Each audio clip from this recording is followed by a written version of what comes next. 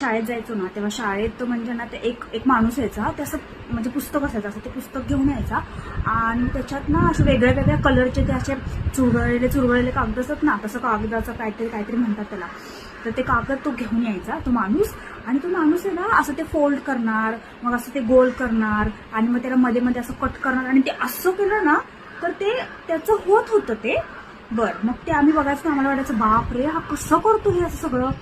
आणि मग नंतर असं काहीतरी कट करणार, असं गोल गोल गोल गोल फिरवणार आणि मग त्याच्यातून असं कमळ बनायचं.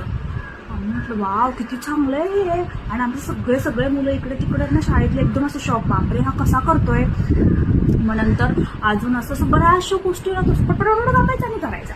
नंतर मग काय करायचं, हा सगळं करून दाखवायचं आम्हाला. मग त्याचा बॅग खोलायचा, त्या बॅग मधून एक पुस्तक काढायचं, हा ते पुस्तक असं दाखवायचं. म्हणजे पुस्तकात त्याने केलेल्या सगळ्या डिझाईन असायच्या. हा मग त्या डिझाईनचं ते पुस्तक, मग त्या पुस्तकातून मग तो सांगायचा की ह्या पुस्तकात सगळं दिलेलं आहे, तुम्ही असं असं करा. आणि उद्या येताना शाळेत मग 30 रुपये घेऊन जायला लागायचे.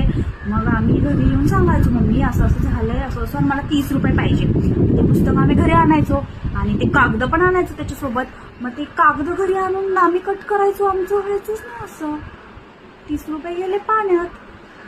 कोणाच्या शाळेत हे अजून असं तो माणूस येऊन दाखवतो माहिती नाही, पण ते आजपर्यंत कधी घरी आणल्यानंतर त्या कागदाचं ते असं कट करून काहीही झालेलं नाही. ते 30 रुपये